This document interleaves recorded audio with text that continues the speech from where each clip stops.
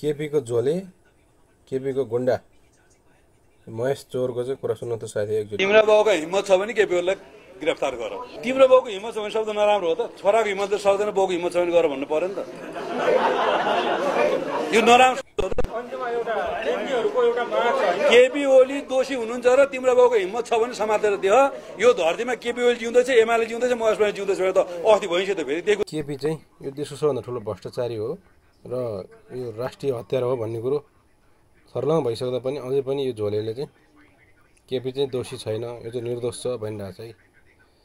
किन यो यति पछि परेको केपीको होइन, किन यसले केपीको यस्तो खुट्टा ढोगेको हो, यसलाई चाहिँ केपीले पहिला उद्धारै गरेर चाहिँ भन्ने कुरो थाहा भयो यहीबाट।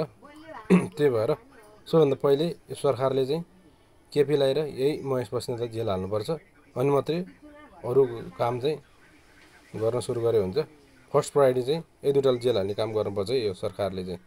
है साथी, यो भिडियो सबैले सेयर गरौँ, सबैसम्म पुर्याउँ र यही महेश बस्नेतसम्म पनि पुर्याउँ है।